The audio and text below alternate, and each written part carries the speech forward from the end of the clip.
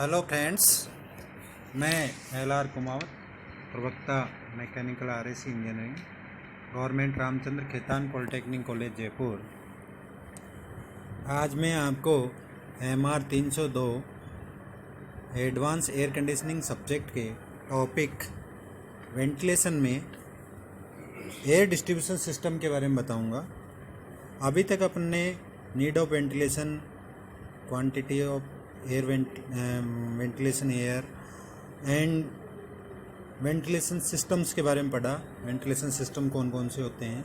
आज अपन air distribution system के बारे में पढ़ेंगे। एयर डिस्ट्रीब्यूशन सिस्टम जो है वेंटिलेशन के लिए बहुत ही इम्पोर्टेंट है, क्योंकि ये जो सिस्टम है एयर डिस्ट्रीब्यूशन का सिस्टम जो है वो वार्म एयर हीटिंग और एयर कंडीशनिंग सिस्टम के लिए बहुत ही इम्पोर्टेंट है, ताकि इसको अपन इस तरह से सिलेक्ट करें ताकि जो टेम्परेचर, ह्यूमिडिटी और एयर मोशन का कॉम्बिनेशन है वो पूरे जोन में अच्छी तरह से जो है ना डिस्ट्रीब्यूट हो सके और सब जगह टेम्परेचर, ह्यूमिडिटी और एयर मोशन मेंटेन रह सके। जो रूम है, कंडीशन रूम है, उसमें जो है वो चीज़ अपने को सही से अवेलेबल हो। इसके लिए कंफर्ट कंडीशन अपने को प्राप्त करने के लिए कंफर्ट कंडीशन जो है उस जोन में अपने को प्राप्त हो, इसलिए स्टैंडर्ड लिमिट्स जो है ना अपन पहले ही डिसाइड करते हैं कि भाई इफेक्टिव टेम्परेचर इतना होना चाहिए और जो है RH इतनी होनी चाहिए, टेम्परेचर इतना होना चाहिए और एयर मोशन जो है अपनी इतनी होनी चाहिए। इस आधार पे जो है अपन एयर डिस्ट्रीब्यूशन सिस्टम को डिज़ाइन करते हैं और उसमें ध्यान रखते हैं कि अपने को हीटिंग के लिए चाहिए या कूलिंग के लिए चाहिए या फिर जो है अन्य पर्पज़ जो है आपका स्पेशल एप्लीकेशन के लिए चाहिए कि भाई 100% अपने को वहाँ से एयर को रिमूव करना हो तो उसके लिए चाहिए। तो इस आधार पे जो है अपन ने अलग अलग जो है एयर डिस्ट्रीब्यूशन सिस्टम्स डिज़ाइन किए हैं। जो एयर डिस्ट्रीब्यूशन सिस्टम्स हैं वो मेनली 3 तरह के होते हैं, जो कि एयर की फ्लो के डायरेक्शन के आधार पर तय किए गए हैं। Upward flow system, downward flow system और इजेक्टर सिस्टम। आज अपन बारी बारी से इनके बारे में पढ़ेंगे। जैसा कि अपन जानते हैं कि जो एयर होती है वो आपकी जैसे जैसे गर्म होती जाती है, उसकी डेंसिटी कम हो जाती है तो ऊपर की तरफ जाती है, और जो कोल्ड एयर होती है उसकी डेंसिटी ज़्यादा होती है, इसलिए वो नीचे की तरफ फ्लो होती है। तो कुछ इस तरह के एग्जांपल्स हैं जिनमें कि ये एयर डिस्ट्रीब्यूशन सिस्टम का ध्यान रखना पड़ता है। जैसे आपकी हीटिंग के लिए तो आप नीचे से यदि वार्म एयर भेजोगे तो वो ऊपर ज़्यादा जाएगी। इसके लिए जो है आपको कौन से सिस्टम लेना है काम में, डाउनवार्ड सिस्टम कब काम में लेना है, इजेक्टर सिस्टम कब काम में लेना है, इनके बारे में अपन बात करेंगे। जो ऑक्यूपाइड जोन होता है उसमें जो है लगभग 2 डिग्री सेंटीग्रेड टेम्परेचर का जो है वेरिएशन अपन एक्सेप्ट करते हैं कि भाई जो है आपका रूम के अंदर ज़्यादा से ज़्यादा 2 डिग्री सेंटीग्रेड का आपका वेरिएशन चल सकता है। जो एयर मूवमेंट होता है around the bodies of the pupil, जो लोगों के आसपास में जो एयर मूवमेंट होना चाहिए वो लगभग 7.5 metre per minute, 7.5 metre 7.5 metre per minute की जो आपकी एयर वेलोसिटी है वो अपने को मेंटेन रखनी चाहिए। मेनली मैक्सिमम अलाउबल जो मूवमेंट होता है वो 15 मिनट के 15 मीटर पर मिनट। ध्यान रखें, जो है मिनिमम अपने को ज़रूरत होती है वो 7.5 मीटर पर मिनट जो है एयर मूवमेंट जो है ना, एयर की जो वेलोसिटी है वो अपन मेंटेन करके चलते हैं एयर कंडीशनिंग में। ज़्यादा से ज़्यादा अपन 15 मीटर पर मिनट की अपन मेंटेन कर सकते हैं। इससे ज़्यादा होगी तो अपने को ड्राफ्ट महसूस होगा, और जब पुपिल आपका बहुत ज़्यादा काम कर रहे हो तब अपन जो है ना उसको 20 मीटर पर मिनट तक ले जा सकते हैं। तो ये इसकी कुछ लिमिट्स हैं जो कि आपकी जो है एयर मूवमेंट का ध्यान रखते हैं। टेम्परेचर भी आपका 2 डिग्री सेंटीग्रेड के अंदर प्लस माइनस मेंटेन होना चाहिए। RH का विशेष ध्यान रखना पड़ता है। इसमें जो ध्यान रखने वाली बात है वो ये है कि फ्लो का डायरेक्शन जो है वो जो ऑक्यूपाइड जोन में जो आदमी रह रहे हैं उनके मुंह की तरफ होना चाहिए, पीछे की तरफ की बजाय उनके फेस पे आनी चाहिए एयर, ताकि उनको क्या हो, थोड़ी कूलिंग या हीटिंग जो भी है वो महसूस हो। अपन कूलिंग कर रहे हैं, हीटिंग कर रहे हैं, तो उन दोनों स्थिति में जो एयर का जो फ्लो होता है उसका डायरेक्शन जो है ना, जो आपका ऑक्यूपाइड जोन में जो पीपल रह रहे हैं उनके फेस पे होना चाहिए। और डाउनवर्ड फ्लो जो है ना वो प्रिफरेबल होता है अपवर्ड फ्लो की बजाय। ज़्यादातर एयर कंडीशनिंग में वही काम में लेते हैं, लेकिन हीटिंग के लिए थोड़ा अलग काम में लेते हैं। और जो है ऑक्यूपाइड जोन में जो है ना आपका टेम्परेचर जो है कंडीशनड एयर का, वो जो है ऑक्यूपाइड जोन में वो आपका मेंटेन रखना चाहिए कि भाई आपका नीचे कितना सभी जगह के लगभग क्या रहे, आपका एक जैसा रहे। तो आज अपन इनके बारे में डिस्कस करेंगे वन बाय वन। जो है आप सबसे पहले बात करेंगे अपवर्ड फ्लो सिस्टम की। ये देखिए आपका this is the upward flow system. Upward flow system में क्या, ऊपर एग्जॉस्ट वेंट लगा हुआ है, वहाँ पर एक एग्जॉस्ट फैन लगा देंगे अपन। एग्जॉस्ट फैन ऊपर लगा देंगे। एयर जो है ना आपकी नीचे फ्लोर से या साइड वॉल से, फ्लोर के पास से साइड वॉल से आपकी अंदर आएगी और कूलिंग करते हुए या हीटिंग करते हुए एयर फ्लो होते हुए ऊपर एग्जॉस्ट की तरफ जाएगी। यानी इसमें जो फ्लो एयर का फ्लो है वो आपका नीचे से ऊपर की तरफ होगा। नीचे से आपकी एयर फ्लो हो रही है और वो ऊपर की तरफ जा रही है, तो इसको अपन अपवर्ड फ्लो कहेंगे। इसको अपन upward flow of air distribution का अपवर्ड फ्लो सिस्टम कहेंगे। इसकी जो मेन पॉइंट्स है बात ये ध्यान रखना मुझे, ये जो है इस प्रकार के सिस्टम में जो एयर जो है वो फ्लोर या फ्लोर के आसपास का जो पेडेस्टल है उसमें से आपके एंटर होती है। अभी आपने देखा एग्जॉस्ट एयर जो है वो आपका ऊपर छत पे सीलिंग में या सीलिंग के पास में जो आपकी वॉल्स लगी होती है उनमें अपन लगा सकते हैं। मोस्टली सीलिंग में लगाते हैं, सीलिंग में नहीं लगाएं तो अपन सीलिंग के पास में जो वॉल्स हैं जस्ट सीलिंग के पास में वहाँ पर लगा सकते हैं। इस तरह से जो एयर जो है आपकी वो नीचे से एंटर होगी, नीचे से जो आपका फ्लोर है उसके पास से एंटर होगी। फ्लोर से एंटर हो सकती है या फ्लोर के पास से जो पेडेस्टल होता है उसके वहाँ से आपके एंटर होगी और ऊपर की तरफ जाएगी। तो इसको upward flow air distribution system कहते हैं।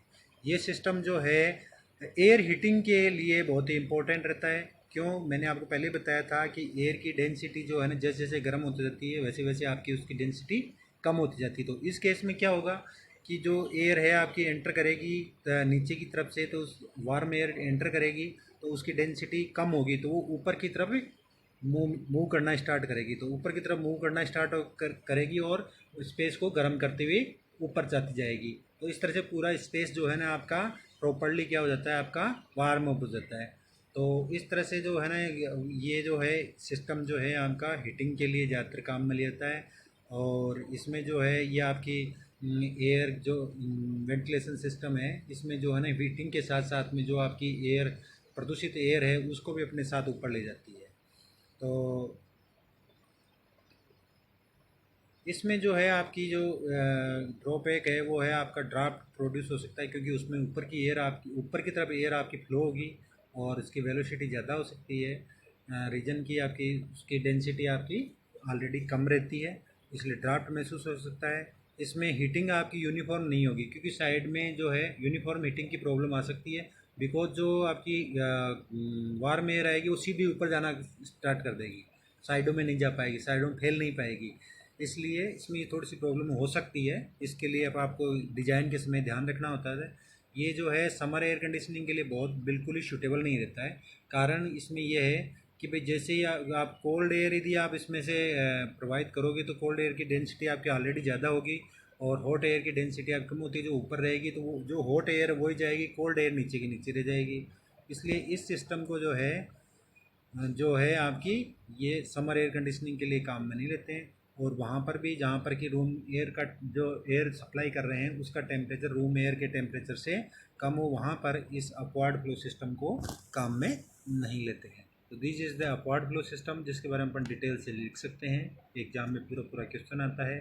कई बार पूछ लेते हैं कि भाई जो है एयर मोशन की जो है ना आपकी रेट क्या रहती है। मैंने भी बताया नॉर्मली 7.5 मीटर पर मिनट रहती है और सिटिंग के केस में, और मैक्सिमम 15 मीटर पर मिनट के आधार पर लेते हैं। यदि इससे ज़्यादा जैसे मान लो मूवमेंट हो रहा हो या कोई अपन वर्क कर रहे हो, लेबोरियस वर्क कर रहे हो, तो उस केस में 20 मीटर पर मिनट तक ले जा सकते हैं।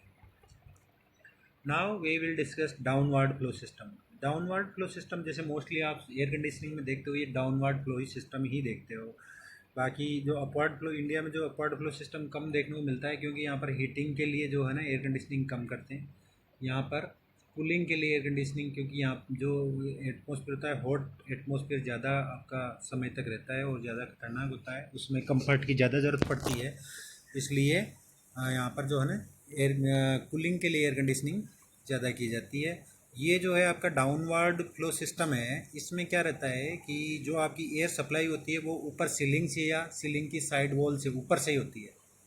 या तो सीलिंग से होगी, सीलिंग में लगा सकते हैं अपन डक्ट लगा सकते हैं, या फिर सीलिंग के पास में ऊपर साइड वॉल पे अपन डक्ट लगा सकते हैं, जिसमें से अपने को एयर कंडीशन एयर प्राप्त होगी, वो नीचे की तरफ फ्लो होगी और नीचे आपकी या तो फ्लोर में या फ्लोर की साइड वॉल में जो है आपकी एग्जिट डक्ट लगा के रखते हैं, जिससे कि एयर आपकी एग्जॉस्ट होगी, वहाँ से फिर एग्जॉस्ट फैन लगा करके उसको अपन सक कर सकते हैं। इस तरह से इसमें वेंटिलेशन सिस्टम आपका क्रिएट किया जाता है। ये आपका डाउनवर्ड फ्लो सिस्टम, जैसा कि नाम है downward flow air distribution system, क्योंकि इसमें एयर जो है ना ऊपर से नीचे की तरफ फ्लो होती है। और ये जो है मोस्टली आपका this system is generally preferred when the ceiling is not free from obstruction, यानी ऊपर छत लगी हुई हो और आपकी जो कूलिंग पर्पज़ अपना पर्पज़ कूलिंग हो, ऊपर जो है ना आपका छत हो, तो उस पर्पज़ में ये डाउनवर्ड फ्लो सिस्टम जो है ना वो ज़्यादा काम में लेते हैं। इसमें आपकी एयर जो है वो सीलिंग में या सीलिंग के पास से वॉल जो है वहाँ पर अपन डक्ट लगा करके एंटर करवाते हैं। नीचे जो है ना एग्जॉस्ट आपका या तो आप फ्लोर से या फ्लोर के पास में जो दीवार है उनमें अपन एग्जॉस्ट लगा करके या जो है ना एग्जॉस्ट डक्ट लगा करके एग्जॉस्ट करवाते हैं। इसमें ऑक्यूपाइड जोन में यूनिफॉर्म एयर डिस्ट्रीब्यूशन होता है और ये जो है आपका एयर कंडीशनिंग के लिए काम में लेता है। Air conditioning summer air conditioning के लिए मोस्टली काम में लेता है डाउनवर्ड फ्लो सिस्टम, क्योंकि इसमें मैंने बताया था आपको कि जो आपकी कोल्ड एयर होती है उसकी डेंसिटी ज़्यादा होती है, तो वहाँ से जैसे ही एयर आपकी आएगी वो सीधे ही नीचे की तरफ आएगी और नीचे आकर के जो ऑक्यूपेंट्स हैं उनको आपकी कंफर्ट महसूस करवाएगी। साथ में ये क्या है, नीचे आकर के इकट्ठी होगी तो नीचे ही अपने को कंफर्ट की कंडीशन की ज़रूरत पड़ती है, इसलिए इसका फ्लो जो डिस्ट्रीब्यूशन है वो यूनिफॉर्म हो जाएगा, नीचे आकर के यूनिफॉर्म डिस्ट्रीब्यूशन हो जाएगा सब जगह।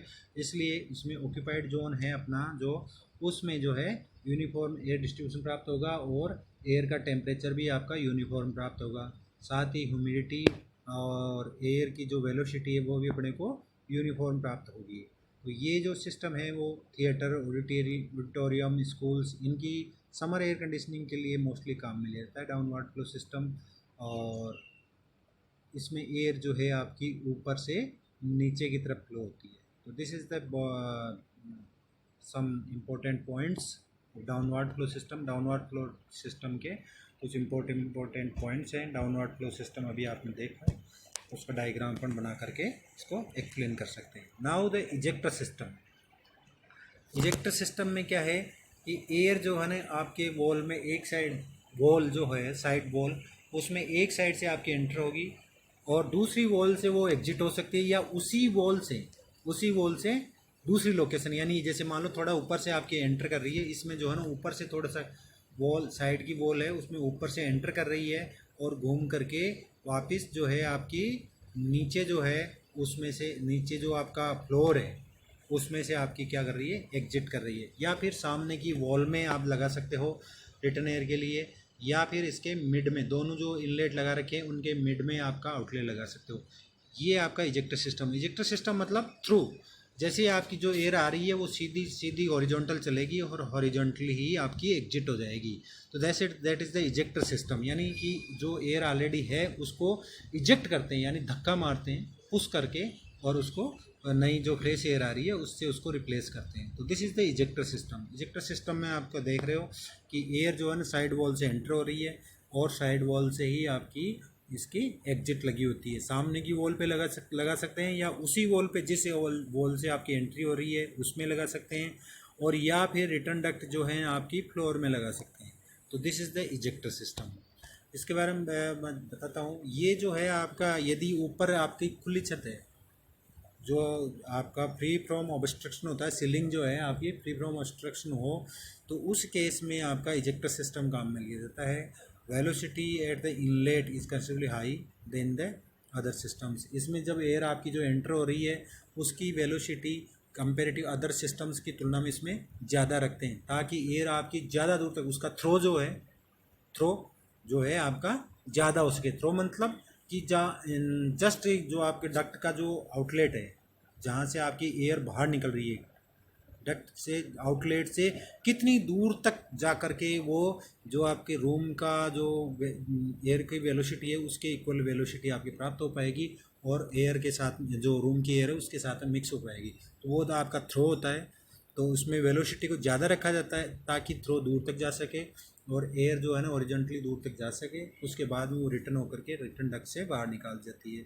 इसमें इनलेट एयर जो है उसको वेलोसिटी को ज़्यादा रखने के लिए नोजल्स काम में लिए जा सकते हैं। नोजल काम में लेंगे तो उसकी अपने को हाई वेलोसिटी प्राप्त होगी और एयर का थ्रो यानी एयर दूर तक ऑक्यूपेंसी जोन में दूर तक जा सकती है।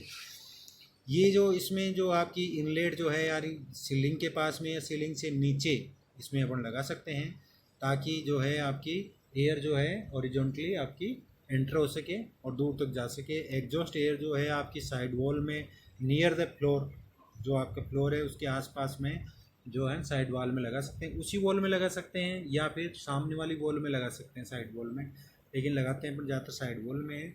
और इसमें जो है ना एयर डिफ्यूजन, जो स्पेस की एयर है उसके साथ में अच्छी तरह से एयर जो है ना मिक्सअप हो जाती है, क्योंकि दूर तक जाती है, आपकी वेलोसिटी जैसे जैसे कम होती जाती है एयर का मिक्सअप होता जाता है और दूर तक जाने के कारण से और रिटर्न ओवर होती है, तो आपकी जो एयर का मिक्सिंग जो होता है वो आपका ज़्यादा होता है। इसको डिफ्यूजन जो कहते हैं, डिफ्यूजन जो है ना वो आपका ज़्यादा अच्छा होता है। रिटर्न एयर जो है ना यूनिफॉर्मली ऑक्यूपेंट्स के ऊपर से यूनिफॉर्मली फ्लो होती है, इसलिए जो है ना आपका टेम्परेचर भी आपको लगभग क्या होता है कांस्टेंट प्राप्त होता है, और इसमें आपको ड्राफ्ट भी महसूस नहीं होता, क्योंकि एयर जो है ना आपकी यूनिफॉर्मली उसके ऊपर से प्रवाहित होती है। तो this is the ejector system. तो ये तीन तरह के सिस्टम थे, upward flow air distribution system, downward flow air distribution system and ejector flow air distribution system. तो ये एयर डिस्ट्रीब्यूशन के जो है ना टाइप्स हैं, एयर को किस तरह से डिस्ट्रीब्यूट करेंगे फॉर वेंटिलेशन पर्पज़ के लिए या फिर एयर कंडीशनिंग पर्पज़ के लिए, ऑक्यूपाइड स्पेस में किस तरह से उसको डिस्ट्रीब्यूट करेंगे और क्या क्या ध्यान रखते हैं जो है उसमें कांस्टेंट टेम्परेचर, ह्यूमिडिटी और एयर मूवमेंट प्राप्त करने के लिए, साथ ही साथ वेंटिलेशन के लिए भी जो है ना इस सिस्टम में अपने को जो ये सिस्टम जो है डिस्ट्रीब्यूशन सिस्टम उसको डिज़ाइन करना पड़ता है। इसके बारे में अपन डिटेल से पढ़ा है। Thank you.